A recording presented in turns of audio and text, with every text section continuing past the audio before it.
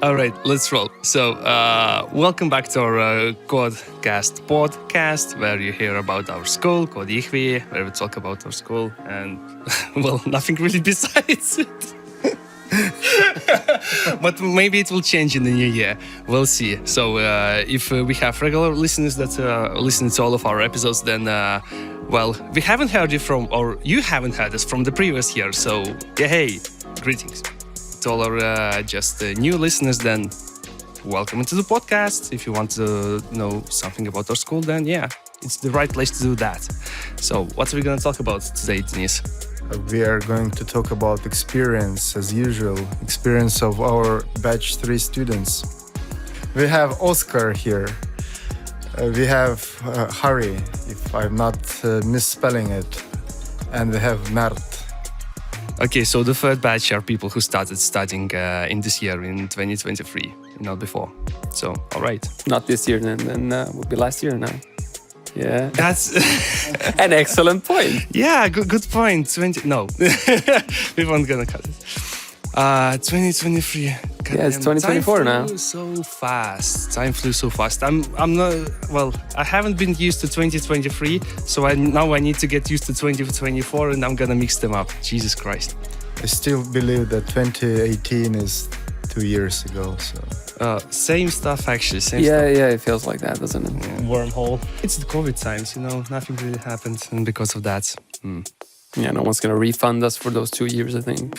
Like you mean in life? Yeah, I mean in life, literally. Yeah.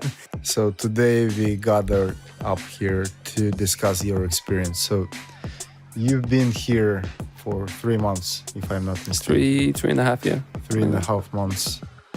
How was it? How is it? It's been great, honestly.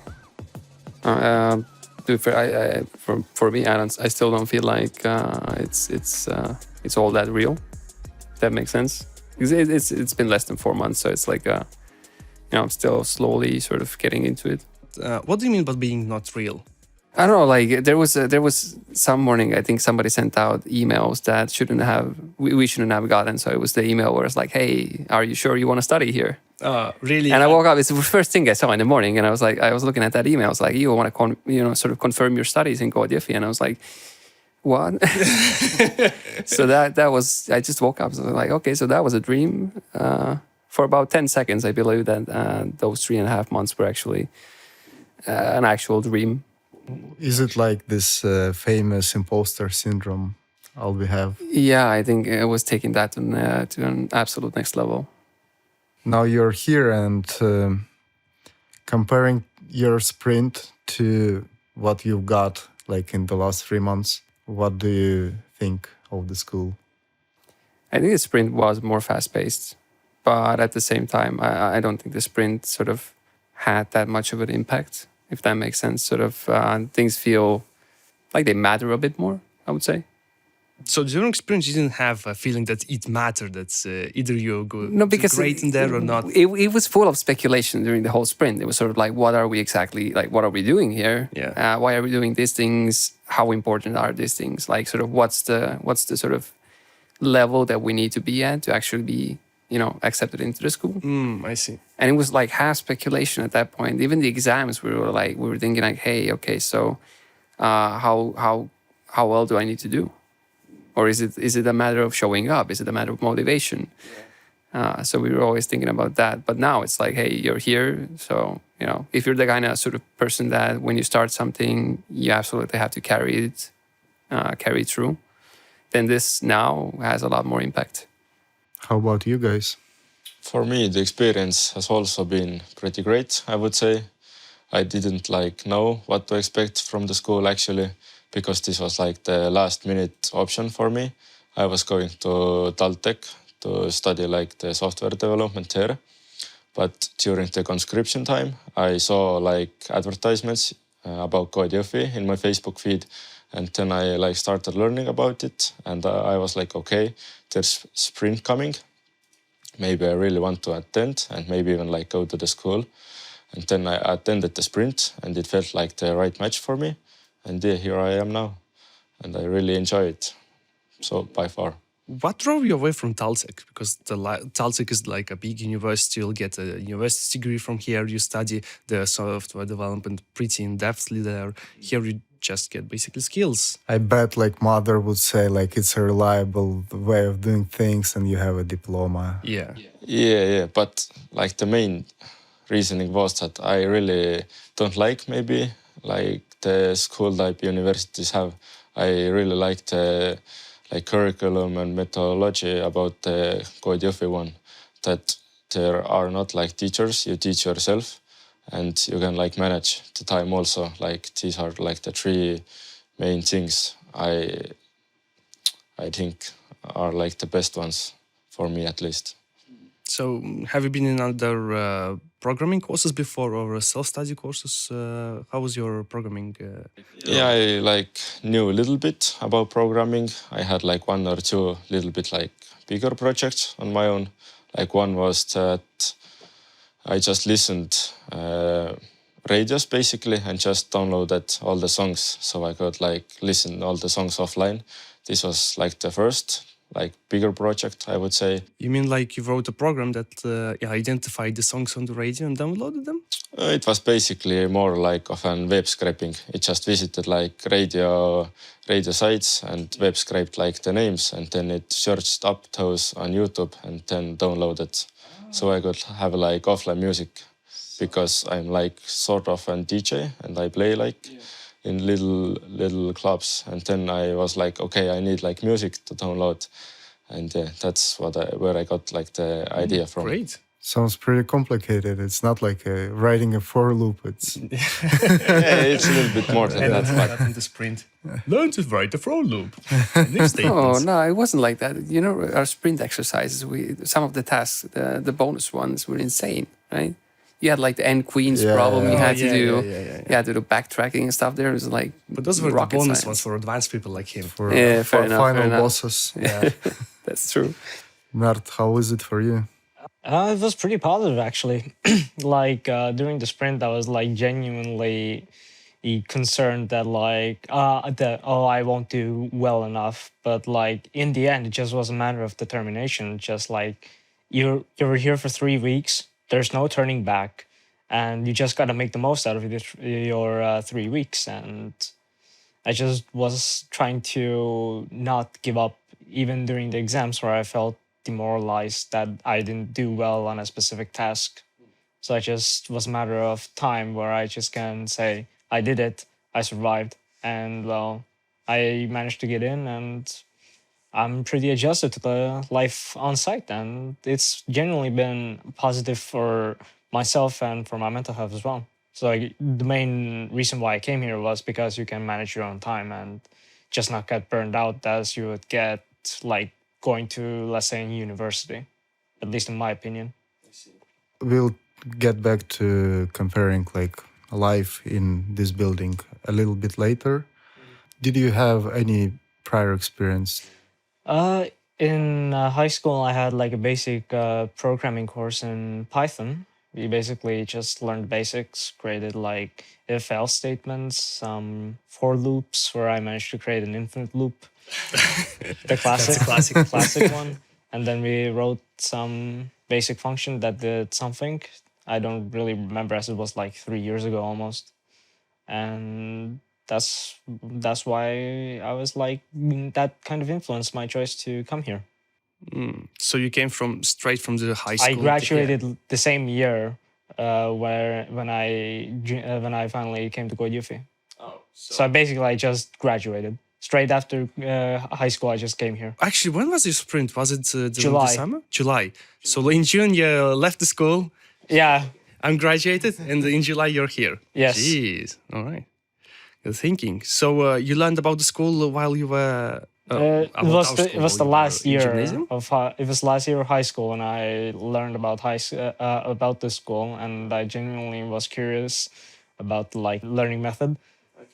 And I was like, all right, sure, why not? I had initial plans to go to into universities in Tartu and Tallinn as well, but seeing as Jõhvi has like a basically you can start from zero with no experience and then just work your way up to, like, let's say totem. And I was actually pretty positive about that and decided to go here instead. Actually, about getting into the higher educational schools on programming side, do you need prior programming there too? Programming experience or no? I don't think you need prior programming experience, but it's good definitely if you a know plus. if you know your real subjects as well. Because at some point, if you get into computer science, I think it's a bit different because it's not something we don't really study it here through the program. And I don't know. I guess it depends on what exactly you're getting into. My decision was more based on like peace of mind. Yeah, fair enough. And for universities, I think you need like do good in mathematics exam also. Yeah, I think all STEM subjects are sort of, you have to be at a good level. Seen some bad maths from here. No, I actually started studying like maths no chance now, at all like to restudying get it. there. Like maybe studying for 5 years mathematics and then just apply, and then there are like people with average 100 in all exams. Yeah, And fair. it's a bit tough. But here, I mean, like, if you feel like you want to study math, you can do it. You have the time for it, honestly. If you plan your time well, you have time for everything.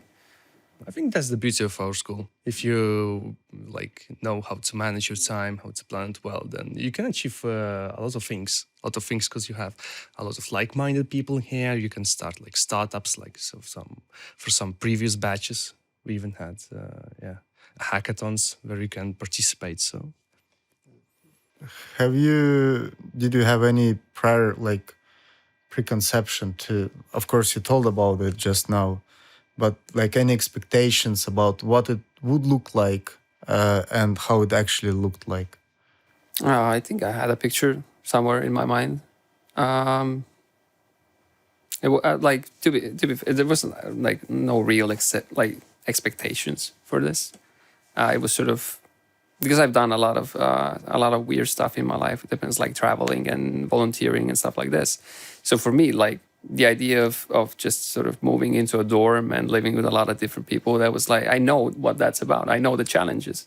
So I was kind of expecting all of those challenges. And the rest, I just sort of left up for chance. I was like, yeah, it's going to happen. Something's going to happen. I'm not going to like everything. I know I'm not going to like everything. It's not possible. Like, not everyone likes the same color. Not everyone wakes up at the same time. You will have moments where something's going to bother you, to a point where you're like almost going crazy about it. What are your points here? I think it's sort of for me, like, the biggest thing right now is it's a bit difficult to concentrate because not everyone's sort of studying or working at the same time. So you have people that are studying, or you're studying, and someone else is like, you got 10 people next to you playing games, and this is sort of like this tiny demotivator, if that makes sense. It's like you see them play and they're like, but that sounds like fun, so I want to do that now. And it starts spreading. Like, there might be someone playing a game at the other end of the 5th floor, right? And it sort of travels your way, right? And that's my biggest thing right now. But there's ways to fight it. I'm making a move to another floor, for example. Yeah, you have options to. Yeah, exactly. You can fight that if you want. So it's all up to you. And there's always this thing where if you can't change the situation, maybe you just have to change your sort of mindset on it, right? Your attitude. That you can always change. What do you expect from the school, like at the very end? At the very end, I think at the very end, I would already see myself on a job. Like, maybe even, sort of a little bit before it ends. Just to say, I want to leave this place when they have to. Like, they have to actually evict me at some point, probably, because I will take every minute I can to do whatever I want. And at the end, they'll probably have to throw me out, just like physically. I mean, if you're here after the 2 years, then probably. But before that, they won't. Yeah, now we have. That's my plan. I'm making them do that. I mean, we still have basement, and there's like a room that's not built up. But it's not. But it's not renovated. They have a problem with that, right? The bomb shelter, you can try to hide there. I'm pretty sure no one would honestly know this for at least a couple months. besides us and the people who listen to the podcast. Fair enough. They won't come looking, hopefully. You know? Yeah, they don't even know where the school building is. Like, come on, dude, who's gonna find you there? No. Yeah. And maybe you can enroll to another because we'll have more locations. Oh, soon. yeah. Yeah, you can just enroll into another school. Or maybe go into Finland. Yeah, also. They won't Yeah. have the records for this. True. See what the experience like is in Finland. Yeah. But maybe like if you like it here so much, you can probably get a career going working with the school. Yeah, I think so, because team from time to time posts the job advertisements on LinkedIn and other places. Yeah, exactly. So there's always ways to sort of contribute, even if you're not studying, I guess. How about you, Harry? Did you have any expectations prior to joining? To be honest, I would maybe agree pretty much with the same points as the last speaker. Maybe one big thing was that, I just like wanted to learn everything by myself. And I think it's like really, really well done here, because like no teachers, your own time pass basically. You learn what you want to learn. And that's like I really, really love this. Like if I want to learn math, I can learn math and there's like no problem. And no one basically tells me what I need to learn. I just like need to complete the project. I can find my own ways. I can find my own team and basically come up with just solutions. And I just need to complete like one big task. And I think this is like really cool. But don't you get a little bit burned out from this perpetual learning? Doesn't it come up to you? I think it's just like finding a balance for yourself, basically, where you're like motivated enough to do like coding and finding solutions. And of course, you have to take like time off. For me, it's basically like pretty much like regular week. I try to study at least 5 or 6 days a week, and then I'll just take completely off like 1 or 2 days. Then I just like recharge my batteries or just like go home, and then I'm like again ready to tackle problems. Did you have experience with self-learning prior to joining here? Like, why did you choose self-learning? I really just like wanted to try self-learning. It felt like it's like the right way for me, because during the schools also I didn't really like the way I was like taught. I always like wanted to learn something else, and it wasn't like school wasn't really happy about that. If I was trying to learn something new, or if I just wanted to ask them, then they didn't want to like cooperate. But here, I'm like free to learn everything I want, and Yeah, I've been there. I have very much similar mindset that I really don't like when I'm just guided and then hit by like on the hands. How to pronounce it? Slap on the wrist. Slapping the wrist like for doing something quote unquote wrong or in the wrong direction. Yeah, and I feel like if you're like your own time boss, then you can make like so many things more efficiently rather than just like going to school at 8 a.m. and finishing it like 3 or 4 p.m. or whatever. You can like choose your own sleep schedule and do things whenever you want, basically. Do you have any expectations on finishing the school? Like, what should you have? I think I just really want to get like good understanding, like how to develop things, how to deploy, and basically just to be ready for job market. And I feel like at least right at the pace I'm going right now, I feel like I might even get a job like before even graduating. You have something in sight already? Some positions? No, not right now yet. I'm just like trying to build my own portfolio, so it's like more easier to get job nowadays. So full stack. Like basically. Yeah. Well, as for myself, I basically during the sprint, before the sprint, I expected it to be like very intense as for the full curriculum. And when I finally came to school, like the pace was so different that like threw me off initially. But like as time went on, I got adjusted to it. As for before I graduate, I hope I will get a job, but like I can't control certain aspects like the job market. I can't really influence that, but I can just make the best I can out of it and just pray that I will actually land a job as I graduate. So I'm just really going with the flow and seeing what happens. Sounds very inspiring. Let's slide maybe in a bit more controversial topics. Like, very aware of change in the how is it model, the financing model of the school. You mean the student agreement thing? Yeah, the student agreement. I mean, I wasn't here before that was different. So at the time, at least, when I saw the first ads about Jõhvi, it was already sort of advertised in that way. So it was always the student agreement thing, and it makes sense, right? You can't keep this kind of thing up if you don't have some kind of tuition. Oh, it's not tuition really, is it? At least not to a point where you're paying something as you're studying. And it's sort of a vote of confidence on both sides, I think, because I will sort of take this this obligation, that I will pay if I get a job. But at the same time, it goes the other way around as well, because I think it's a tuition sort of it's not high enough to raise any questions, right? Because the everything we get here, like the rooms, the deck we use, everything we use, even I think just based on the power and water consumption alone, we sort of get even at that point. Yeah, I just saw like some people got bitter when they figured out that some people have different You mean conditions. the long running threads on Discord? Yeah. I saw that, but at the same time, it's you only get less out of it if you're not willing to put in the effort, I'll say.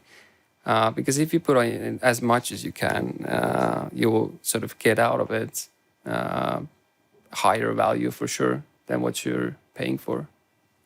I believe so as well. Yeah, it really depends on the person, because like in here you can have all the connections.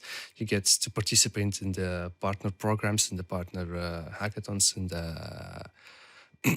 in the classes that they're providing for us. So if you can go out there and show yourself to the partners that say, hey, I'm here, I'm ready to code, I have my skills up to the industry standards. So it's really up to you to show yourself out there. And also you can get you get free participation in events that normally cost money, let's say. For example, not always, but like it was recently when we went to Web3, for example. Yeah. And the Web3 was not, it's not a free event. Yeah, the school has a lot of partners. So that's just one example of how you're like, you might be paying later once you land a job, but it's like until then, they're carrying you through this. Yeah. Just focus on studying, focus on perfecting yourself, your craft, your skill. That's exactly. It. Yeah, I think since like Jõhvi is basically business themselves, so like they just can't create all these like opportunities for us out of thin air. And I think it's pretty like reasonably priced, and we are like getting so many good opportunities out of it. So it's only basically yourself who is like keeping you back. Yeah. And the more you want to take advantage of yourself, sort of like if you're not going to the events and you're doing this, let's say you're sort of spending half your time studying, maybe you're not going to the events, you're not trying to make connections, then maybe I can see how you would think that you're not getting a lot out of it. It all comes down to personal motivation and how active you are. So comparing, like, I know you have like some experience, maybe not a lot of this experience of self-learning. How do you compare like self-learning to studying here?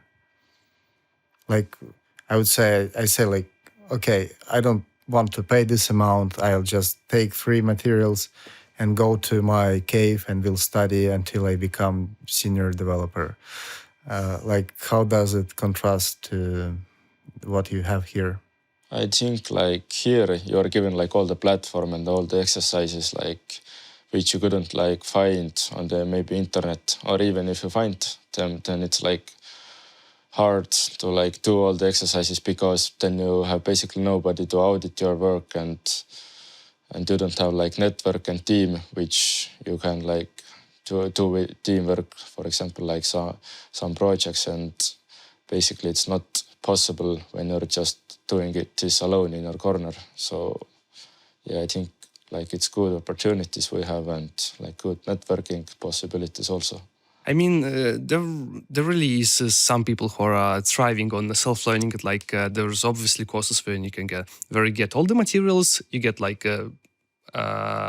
comparable study program to us, like you start from point A and you need to build yourself up to point B. Like for me, for example, the big point is that you're not doing this alone. You're not doing this on some Discord server or some Slack server somewhere out there on the internet. You can come here, you see that people are participating in this stuff, they're studying, you can find yourself team. So like for me, it's important to see other people doing the same thing as I, so I get motivated by them. Yeah, that makes sense. I mean, if you think about it, like for me, because I am from Estonia, I live in Estonia, but Yeah. I'm studying on site because I was like, no one back home is gonna get excited for what I do here. Like I can't go to like my sister or my mom and be like, "Hey, I did this today," and it's like they're gonna look at me like an insane person, right? But here I can just, I'll have a ton of nerds that sort of are into the same thing, and I can be excited about these things, and sort of that's what keeps you going. Is sort of you need to really get into this identity of being a programmer, and the identity thing I think it's a huge thing. You wake up every day, you're a programmer, right? Until these 2 years are over, every day you do this, it'll sort of cement itself. And I think that is the main reason to be on site, to be sort of in this environment, because you don't really get this anywhere else. Mert, prior to this record, you mentioned that you were participating in the school council. Can you tell us a bit more about it? Like, what is it, and how is social life here? So basically, student council is for the students, by the students. We basically keep the on-site life at the school alive and thriving. And social life, well, if you're an outgoing person, then you're bound to meet people who you'll become friends for life, like definitely get along with. Even for me, the people that I didn't expect to get along with, I get along with very well. It's just a matter of your taking your own initiative and going out and meeting those people. And just those events that are happening around the school, and those are a pretty good opportunity to meet your batchmates or people from other batches, or just go into a corner and just talk. It's just your own initiative that you take. That's like, from my perspective, that's why I really joined the student council, is because before the school, I hosted LAN parties with my friends, and I was like, all right, I really like gathering people together and just do something. And that's my primary motivation for joining the student council. And now I'm here. All right. And what's your role on the students' council? I am the on-site manager who basically creates events on-site, generating ideas and bringing them alive. That's the short answer. What's the long answer? I think that would go on for like 10 hours. Well, that's fine. I mean, you haven't held office, so to speak, for a very long time yet. Have you already created an event? Has there been something? I created the Halloween event like all by myself. I did have some help from the student council side, like helping with some ideas that I maybe didn't think of, but mostly I just took charge of it myself, because I really wanted to do something for Halloween, like, let's say, watching movies or just playing a horror game. That's just something that grew in my head and just wanted to execute it. Well, I haven't been on the Halloween event. I just didn't have time to participate in it. So I'm sorry. I didn't either. I'm sorry. I'm not sure if I was participating. On the first floor, we were watching The Conjuring. And then later on the 5th floor, we were playing horror games with some of my friends as well. I remember you asked. I actually walked past you and it was like, if I at least want to watch the game, but I have the heart to tell you that the horror games are not for me.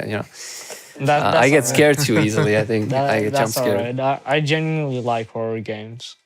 I like genuinely, I'm scared of them. So Same with the scary movies. Can't stand them. I just get scared too easily. I'm scaredy cat. movies I can kind of do, but I think if it's a game, you sort of have your headset on, you're super invested in it, and if something sort of jumps out the corner, nah. Well, yeah. At least while you're watching the movie, you can put a pillow between you and the screen. And so whenever you finish watching a horror movie, you have to like sort of follow it up by cartoons or something, like Shrek 1 or something. Then you can sleep. Yeah, I don't think that Shrek will help after any horror movie. All depends on how scary the movie is. It's a horror in and by itself. But overall, like, how do you feel about social life here and what life here in general, like in the dorm, in the school building? I think genuinely, if you want to talk to someone, the chances are that they will just want to talk to you is pretty high. So you're going to walk out of that one conversation with a friend that you will have for the rest of your life. Yeah, and I feel like that in our school, like all the people are so like light-minded and ready to have a conversation. So it's like so easy to network and find friends and just maybe have a talk with somebody, like even when you haven't met or whenever, if you need like help, you can pretty much ask anybody and they're like willing to help you and check out. And yeah, I really like this part also. Yeah, I think you have people. You got a bunch of people that get excited about things really easily. So when you're asking someone for help, you might actually trigger something in them. They're gonna go down this rabbit hole for another week. It has happened. Been there. Well, we have a lot of geeks in here. Obviously, if you strike them in the right Let's put place. it out there. It's a bunch of nerds here. Yeah. And it's a good thing, It's this is what keeps you going here. It's sort of having these people that they find the same things exciting. I don't know. My social life has usually been in the kitchen. I think some of you know it, some of you don't. The most intensive social life is around food, right? Yeah, it should. And for me, it's always been like that. So my comfort zone is and always will be a kitchen. So that's where I meet people probably. I feel like it's a very good gateway It is into just knowing people. Yeah, because I can also endlessly talk about food. Probably. So that even if I'm normally not, How many omelets can you make? how many omelets Yeah. from how many eggs? Okay, sorry. Let's Like 10? How many different styles of omelets you mean? different styles, A couple probably. Probably around 5, 6. Jesus Christ. Yeah, but that's because I'm not a huge fan of omelets. 5, 6, and he's a not huge fan. I can only make that not puffy one. That's just the yellow one. Beat the eggs, put them on the pan, and that's it. But my guy, 5 5 or different 6 kinds. probably. Yeah. Jeez. Think about it. In the oven, on the pan. In the oven as well. Yeah. Oh, then more probably. Yeah, in the oven. No. Wow. Do you count quiche as an omelet? Quiche? Then I probably add That one. probably... Is it a pie? It is a pie. Yeah, It's something in the middle between an omelet and a pie. It is. Can omelet be a pie? Call it an egg pie. Egg pie. All right. If you poach an egg, can you really put pieces of like meat or something else in there or no? If you poach an egg, no, I wouldn't say, because you can't really. I mean, maybe you can. Maybe if I've never thought about this, because a poached egg is usually just a poached egg. You know? it's just poached, and that's when it. you have so much room in the middle. I mean, if you What do you mean so much room in the middle? If you poach it, it's basically a boiled egg without the shell. yeah. But I mean, like I think the classic way is that poach them in a pan. Yeah. Yeah, you poach them in water. You sort of you drop an egg in hot water. In hot water. You swirl it down a little bit so it cooks. Because it holds together. So it's just can you just put it in a container and put it in the boiling water to warm up? Yeah, you can. You can also make it in a sous vide setup. You can use vacuum. You can use a lot of things. Vacuum. Yeah. Well, the only thing I actually have vacuum this. is for floors. I have a vacuum sealer. I have this kind of equipment here as well. So you could also do that. Vacuum sealer. Eggs in a vacuum seal. Yeah. You can How do does it. that work? You put it in a vacuum bag and you dump it in sort of. You have the sous vide setup where it keeps the water bath at a specific temperature, right? So you can have precision cooking. So you can also do that for poached eggs. You have the perfect poached egg. Cheese. So we just had a perfect example how food brings people I get together. excited really quickly, you know. Yeah. What's your favorite omelette? My favorite?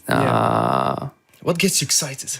Well, omelets don't really get me that excited, I think. But I think the perfect omelet is a French omelet. French omelette. Does it speak French or why is it called French? I think it was because it's just more popular in French, Ah, I see. in France. But in French, France. no. Yeah, it Okay. just sounds. Sounds like it's a French omelette. You Yeah, wouldn't because understand it. I think it's a popular in French France. omelet because you know it's sort of it's more delicate and you have a lot of butter and If you call it French, Some- you can put a higher price tag on it. yeah, of course you can do that as okay. well. Yeah, you can have a French omelet for probably twice the price. Yeah. Doesn't matter that it was made with Estonian ingredients, but it's still No, French. of course. you know? Yeah, you spoke French to it while you were cooking Yeah. it, Oui.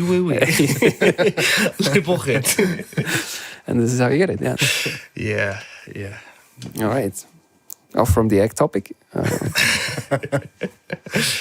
Yeah, it was a bit runny. Okay. Something It ran away from me. Point has been proven. Entrapment. That was entrapment. Keep it was talking not. about food really quickly. You know, we all like food. We are all people. That is I haven't true. met a person that doesn't like food. Have you met anybody? I've been that person for a while. Like You've been that sometimes, person? yeah, because What do you mean you don't like food? You haven't liked it I think for a while. it was when I was actually working in kitchens for a couple of years. Ah, Then yeah, it's when you do it for a job, then you don't really want to do it at home. Mm-hmm. You know? So don't you afraid of same happening with programming? No, actually, no. For some reason, no. I think it's different because food is something, if I go home, I don't have to program, But when I go home, I still need to eat. So that's the thing. It's something that I have to do. And if I do it for 8, 10, 12 hours a day at work, then yeah. But if I had 10-hour coding days, I wouldn't go home and start coding. No, I would cook.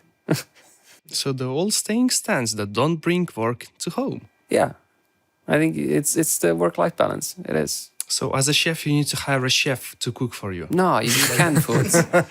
Canned foods. Yeah, you all have the to be people very that successful yeah. chef. But basically it's the same but shift because like the canned foods is prepared by other chefs. Yeah, exactly. Oh, yeah. So Well, not chef. It's a big factory that yeah. it's a line worker somewhere. yeah.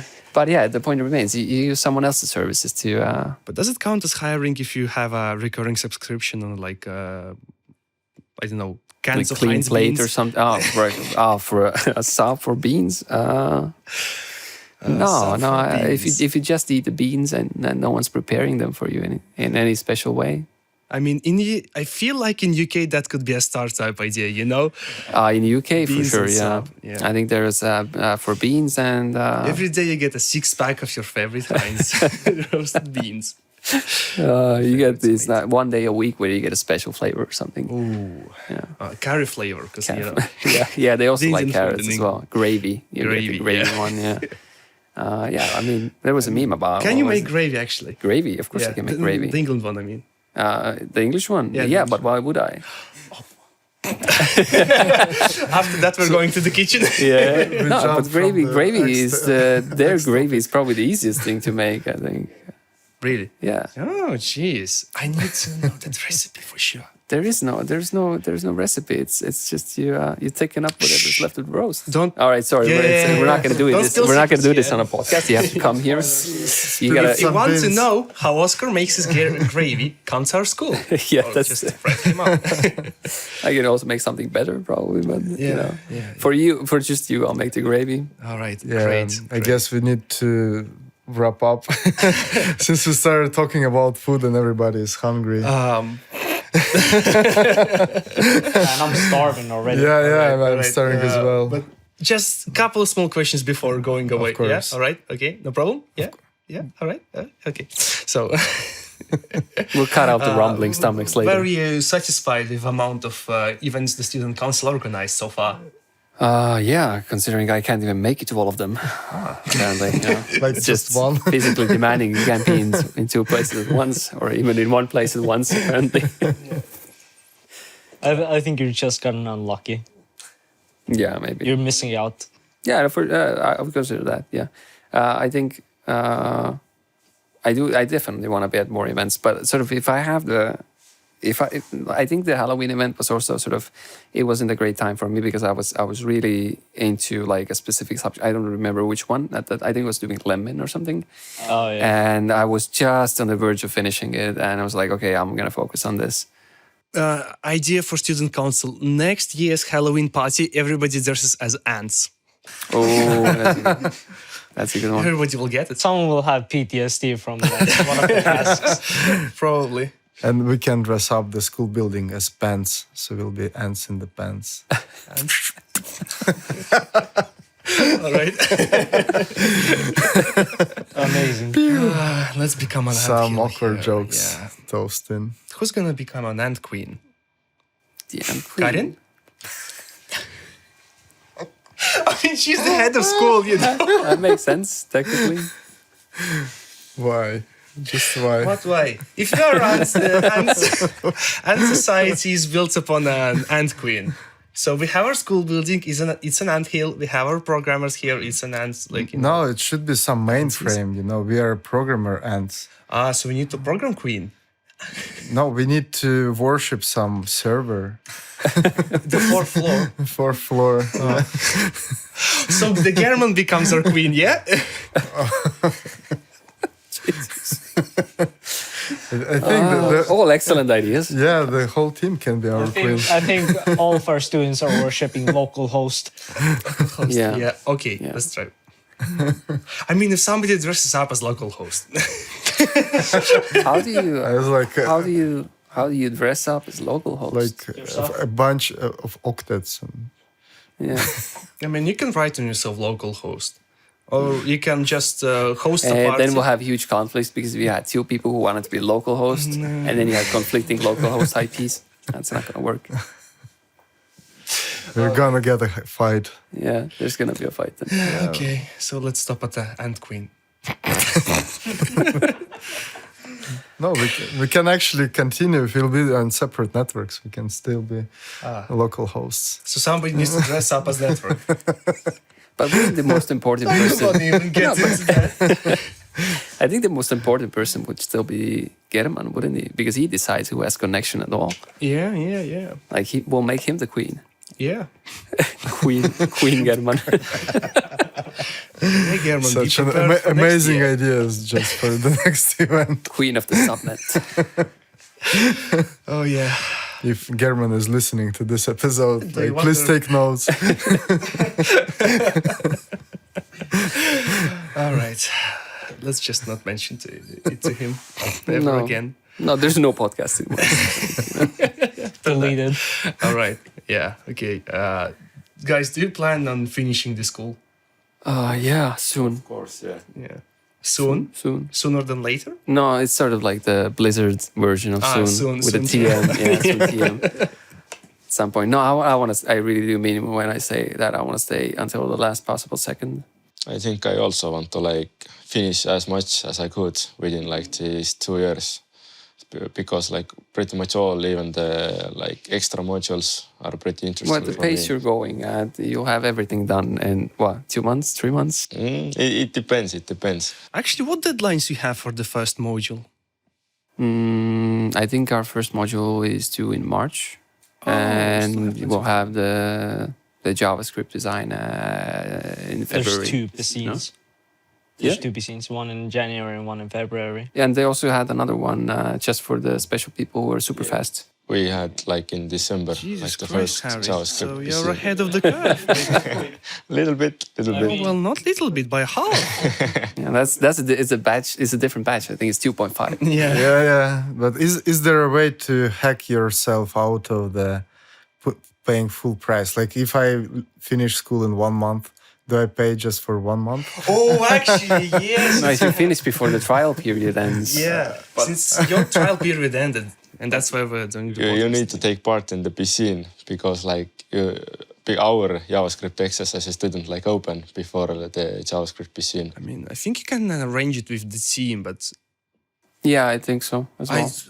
so basically three modules. Like, okay, let's make them 4 modules. Let's assume that Rust is mandatory too. So you get 1 month per module. That's just mental. That's mental, yeah. That's not. You're not going to retain any of that. Like, You might get it done, but it's not going to stay up there. Like the Golang one is maybe possible, but JavaScript is like, I would say, pretty big projects. And even if you are like considering working as a team, it takes like so much more time, and it will be hard.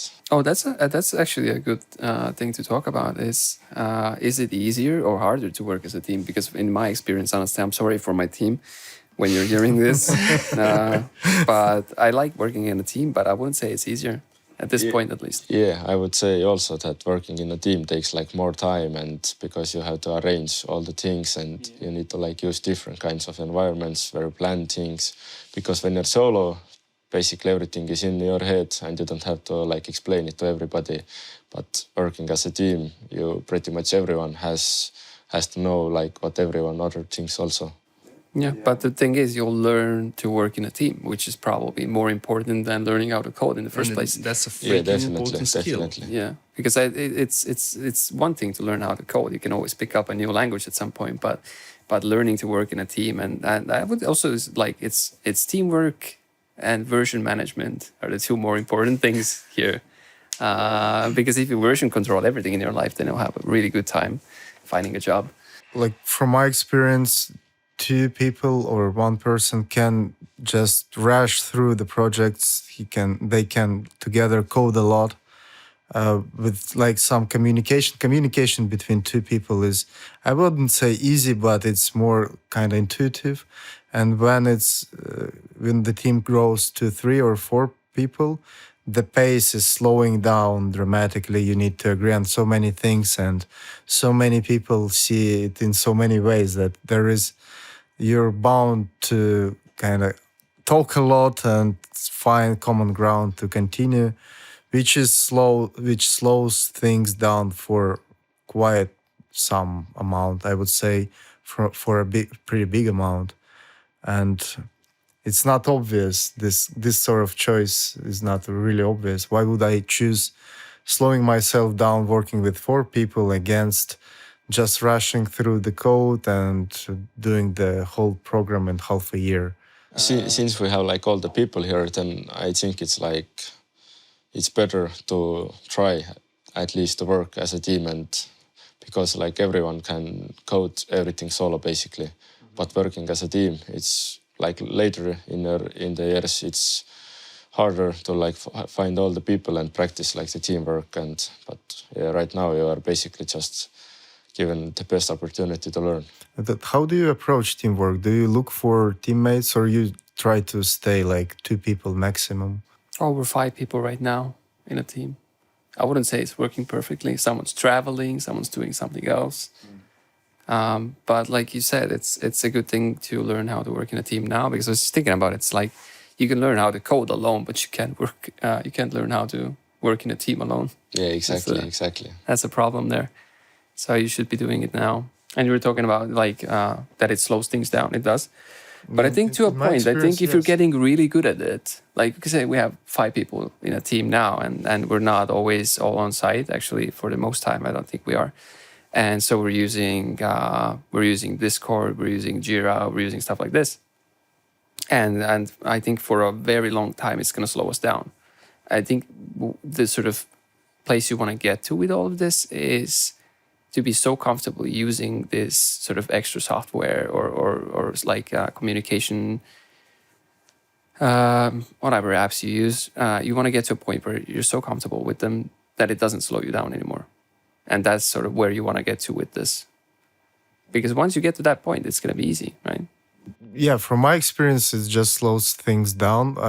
It gives like other bonuses, like some people can rest, actually not work 25/8 and like do some other things. So like the team is more resistant to whatever happens.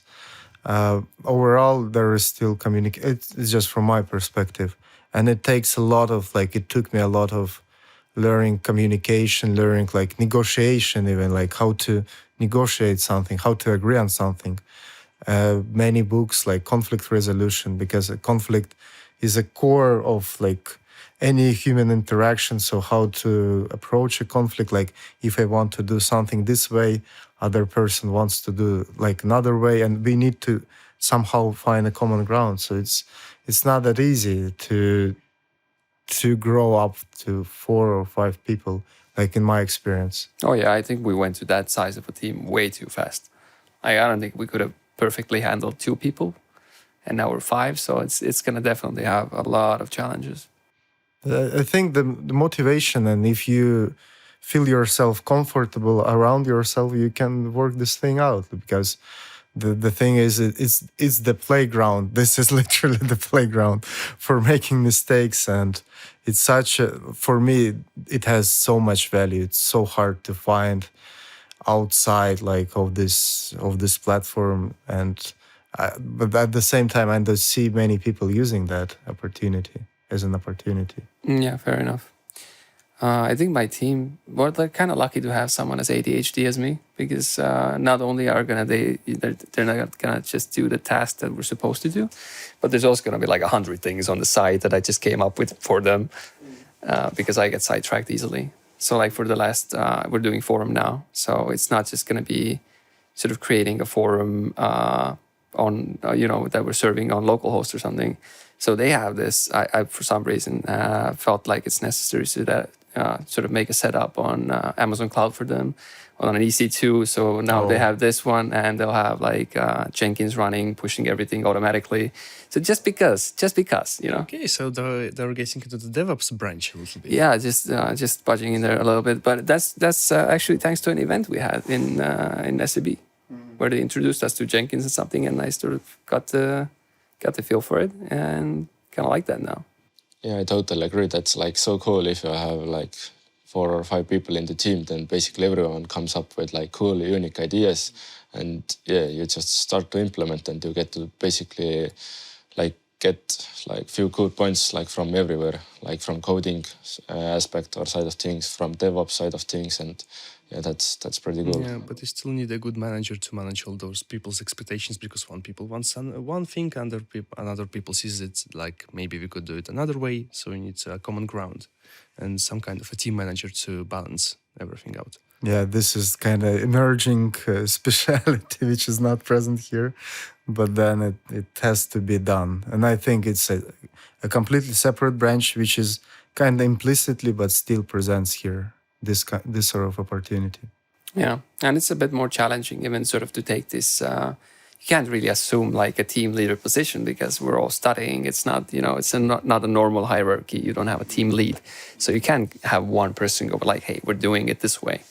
So even if you kind of want to sometimes, but it's since we're all on the same level, we're all studying. So it's a bit difficult on that side as well. We managed it this way that we just said out loud who wants to do what.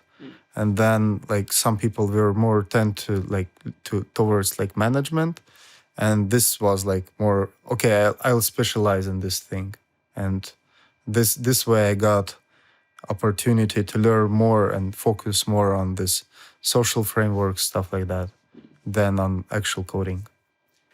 Yeah, I get what you mean. But it's like, for me, it's sort of, I want to do that whole management side as well. But I feel like if I do that, if I focus on that, then I won't learn the other things that I wanna as much.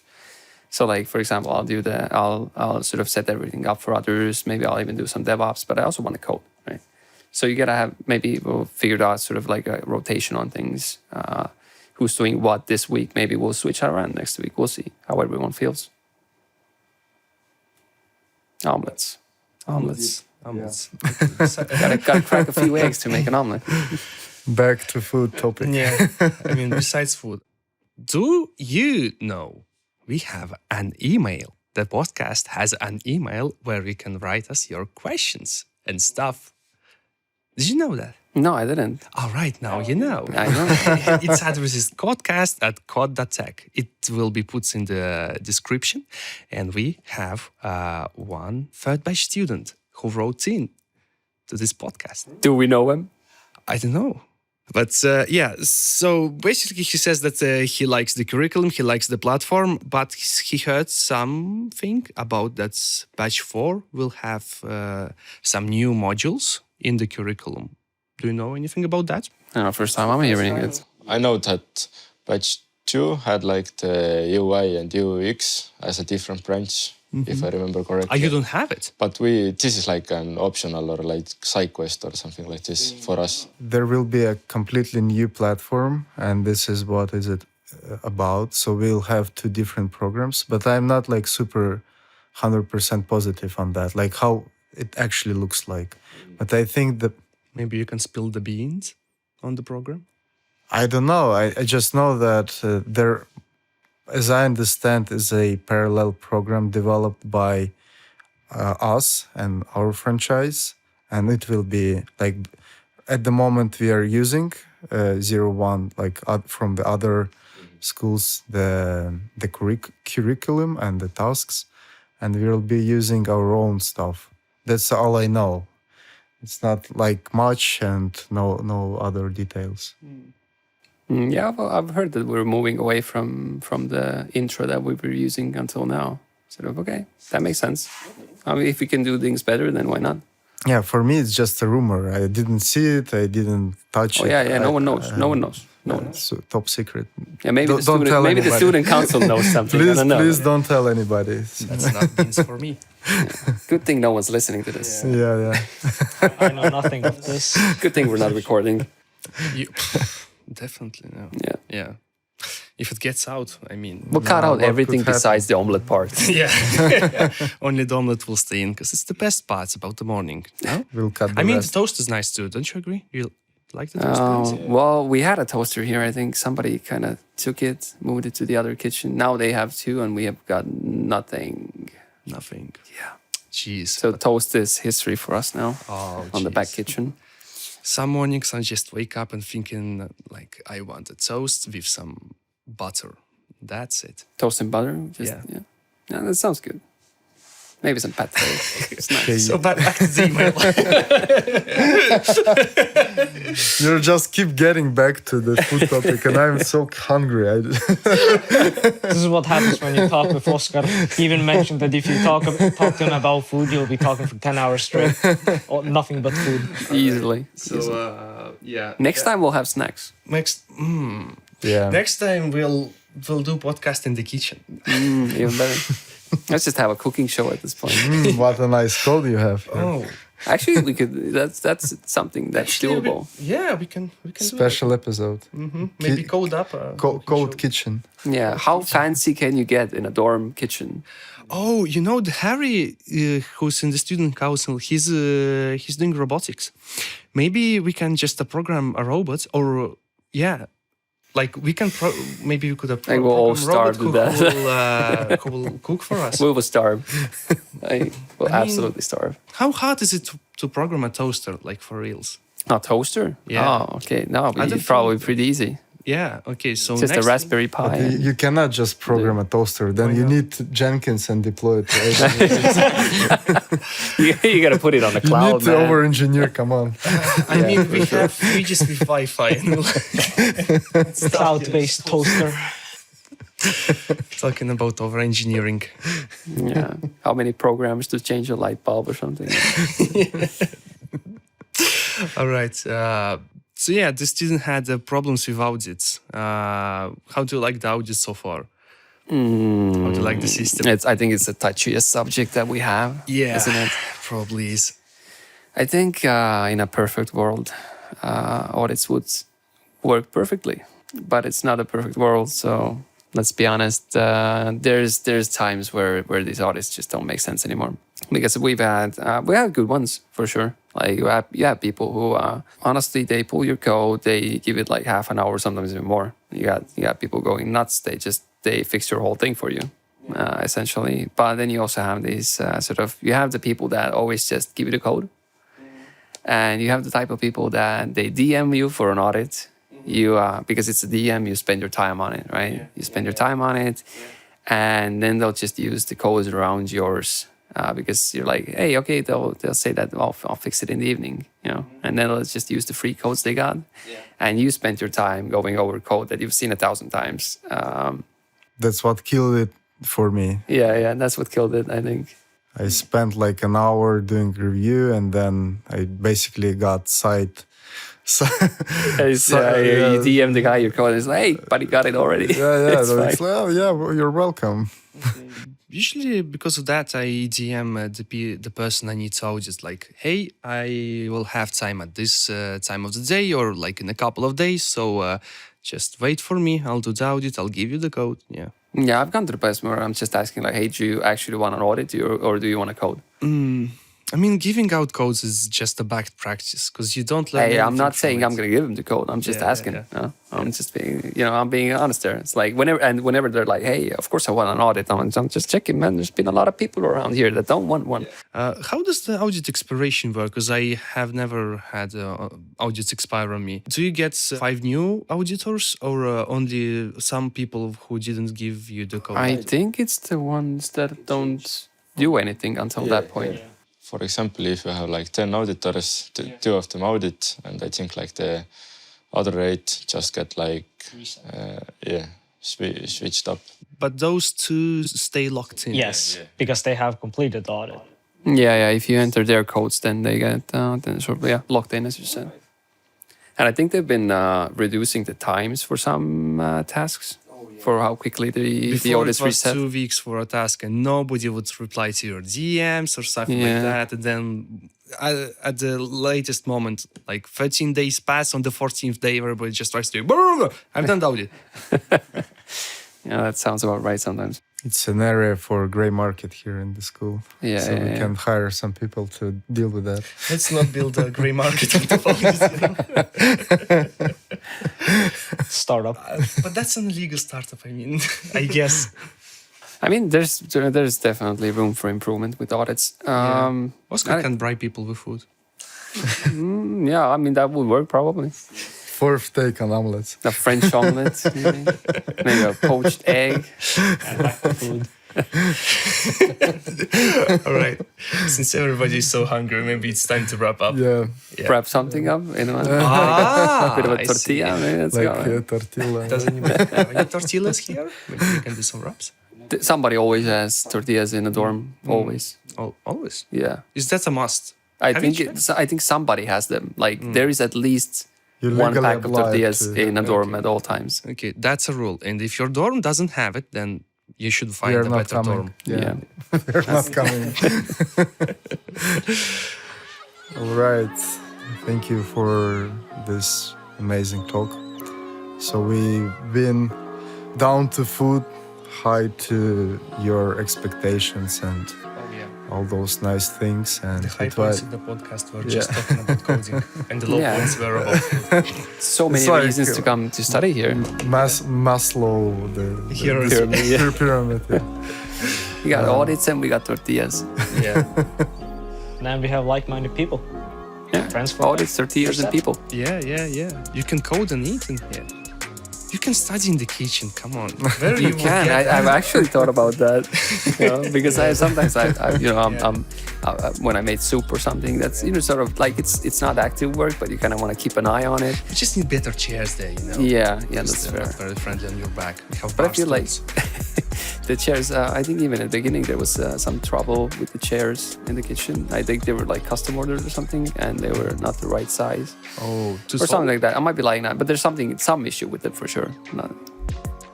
But even now, if you look at them, they're not all the same height. It's just weird that in kitchen we have like bar tops and bar stools. Why just not the usual kitchen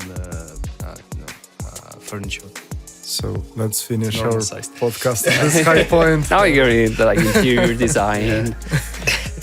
I mean, all right. So thank you for coming here. Yeah, thanks for having me. Thanks for inviting.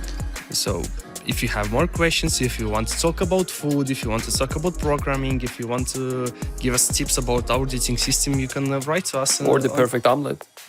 For sure. If you want to ask Oscar about the perfect omelet, you can write to our email. No, maybe if you want to correct me on the perfect omelet, more likely. Any ideas how to deploy toaster to AWS are also welcomed. Yeah, just write to us at podcast@cod.tech. The email will be in the description. All right, thank you, everybody. Thank you. Thank you. Thank you.